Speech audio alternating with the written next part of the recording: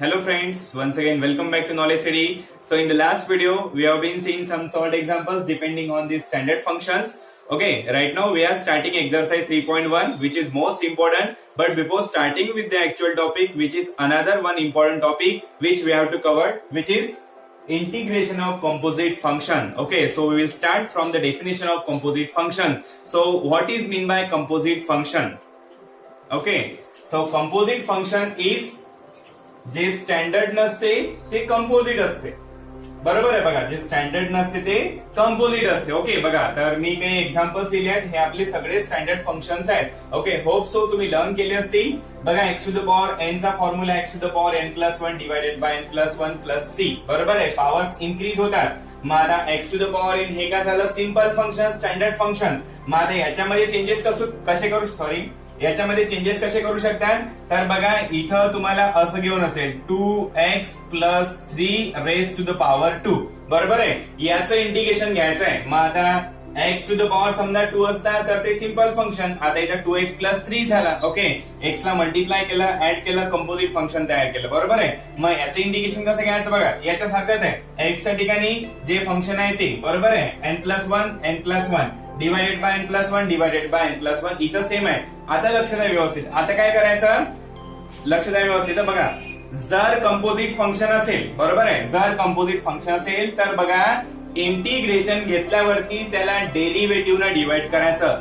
जो कंपोजिट बनवते, बरोबर आहे, बघा ए एक्स प्लस बी न कंपोजिट बनवलं, फक्त त्याचा डेरिव्हेटिव्ह घ्यायचा. बरोबर आहे, डेरिव्हेटिव्ह न काय करायचं, डिवाइड. ओके बघा, इंटिग्रेशन मध्ये आता तुमच्या लक्षात आलं असेल की आपल्याला इंटिग्रेशन तर घ्यायचंच आहे, पण सोबत सोबत बघा डेरिव्हेटिव्ह न डिवाइड करायचं, फक्त त्याचाच ज्यांनी कंपोजिट बनवलंय. बघा आता for example integration of 1/x काय ते log x. Okay, log x चा डेरिव्हेटिव्ह 1/x म्हणून 1/x integration log x.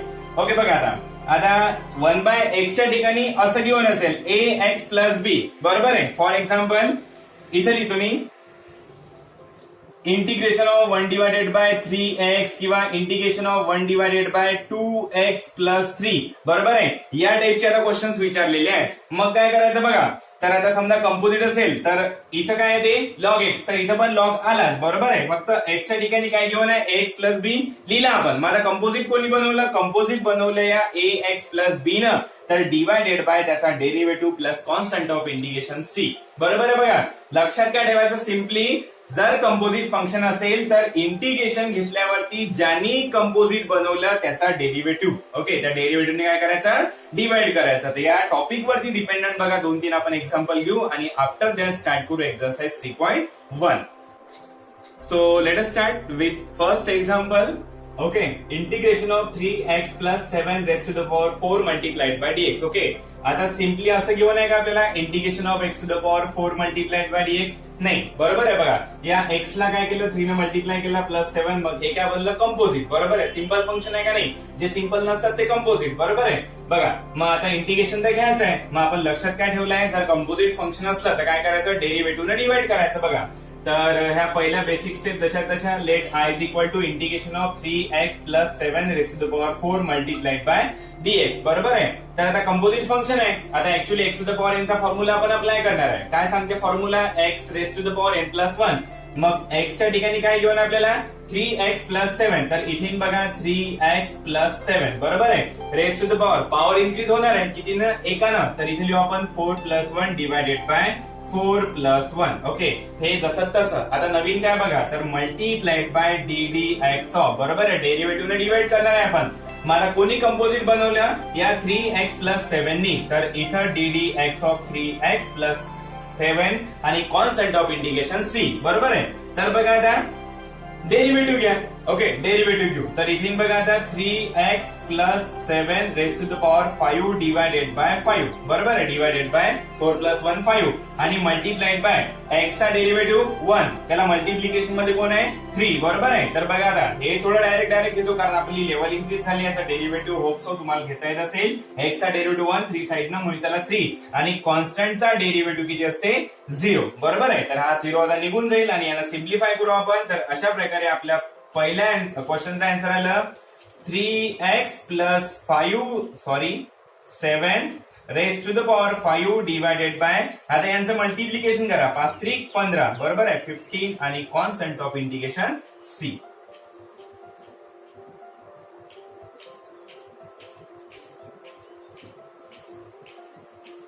Second एक्झाम्पलला स्टार्ट करू आपण. बघा, तर काय घेऊन आहे, 2x plus 1 raise to the power 3 plus 1 divided by 2x plus 1 multiplied by dx. मी सिंपल क्वेश्चन घेते बघा, जेणेकरून तुम्हाला समजेल. तर आता इथं सिंपल आहे का बाबर आहे, नाही सिंपल एक्स आहे का, नाही, मग एक सोबत मल्टिप्लिकेशन ऍडिशन मध्ये आहे, सो दॅट बघा हे झालं कंपोजिट. आता 1 डिवायडेड बाय एक्स इंडिकेशन आपल्याकडे अवेलेबल आहे, लॉग ऑफ ते मॉड घेतला तरी चालते, ओके, किंवा सिंपली ठेवला चालते. इथे घेऊन आहे 1 divided by 2x plus 1 multiplied by dx, बरोबर आहे. मग काय करायचं बघा, ओके, तर आता पहिली स्टेप काय सांगते आपली, लेटा इज इक्वल टू, आणि दुसरी स्टेप सेपरेट केलं, बरोबर आहे. बघा आता इथं एक्स टू द पॉवर एनचा फॉर्म्युला सेट होईल, बरोबर, एक्स टू द पॉवर एनचा फॉर्म्युला इथं सेट करू आपण, ओके. मग त्याच्यानुसार काय, 2x plus 3 raise to the power n plus 1, okay, एनची व्हॅल्यू किती आहे 3, एकाने इन्क्रीज होईल, 3 प्लस 1 किती होते 4, बरोबर आहे, आणि डिवायडेड बाय 4, ओके, इथपर्यंत आलो आपण, ओके. बघा त्याच्यानुसार कंपोजिट असल्यामुळे आपण असं केलं, मल्टिप्लाइड बाय. आता काय करायचं, ज्यांनी कंपोजिट बनवलं त्याचा डेरिव्हेटिव्ह, बरोबर आहे. बघा कंपोजिट कोणी बनवलं, या 2x प्लस 3, मग त्याचा डेरिव्हेटिव्ह घ्यायचा. सिमिलरली आता 1 डिवायडेड बाय एक्स आपल्याकडे अवेलेबल आहे, काय ते लॉग ऑफ, ओके, आता कंपोजिट आहे 2x प्लस 1, म्हणून इथे log of 2x plus 1 divided by ddx of, okay, यांनी कंपोजिट बनवलं म्हणून याचा डेरिव्हेटिव्ह, बरोबर आहे, plus constant of integration C, तो सी एकदाच लिहायचा, ओके. आता यांचं डेरिव्हेटिव्ह घेऊन मल्टिप्लिकेशन करा, तर इज इक्वल्स टू, इथे बघा 2x plus 3 raise to the power 4 divided by, okay. आता व्यवस्थित लक्ष द्या, मी डायरेक्ट करतो, हा 4 जसा तसा, बरोबर आहे. आता याचा डेरिव्हेटिव्ह किती, 2x चा डेरिव्हेटिव्ह किती 2, आणि हा 3 किती आहे कॉन्स्टंट, तर याचा 0 होऊन जाईल, मग 2 मल्टिप्लाइड बाय 4 किती होतात 8, बरोबर आहे. त्यानंतर बघा सिमिलरली प्लस हा log of 2x plus 1 and divided by 2x चा डेरिव्हेटिव्ह 2, 1 चा 0, तर इथे ते डिवायडेड बाय 2 आणि constant of integration C. Question number 2.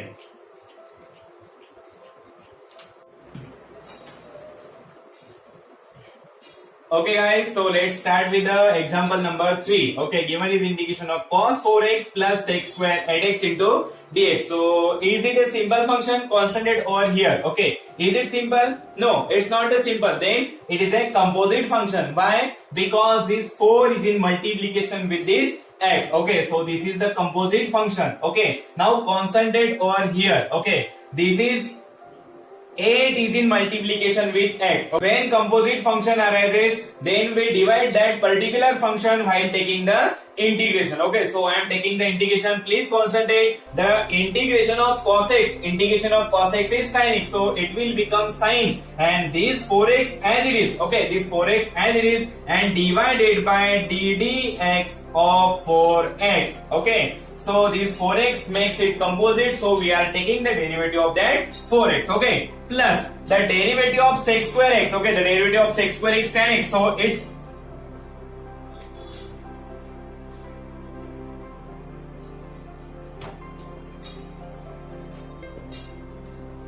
integration of sec square is tan x. Okay, so integration of sec square at x will become tan of 8x. Okay, integration of sec square at x is tan of 8x, and divided by ddx of, okay, ddx of 8x and constant of integration plus c. Okay, now we are taking the derivative, so is equals to this sin 4x as it is, and the derivative of x is 1, and 1 multiplied by this 4 will become 4, and plus tan 8x as it is. Okay, tan 8x as it is, and the derivative of x is 1, 1 multiplied by 8, so it will become 8, and constant of integration plus c. Example number 3.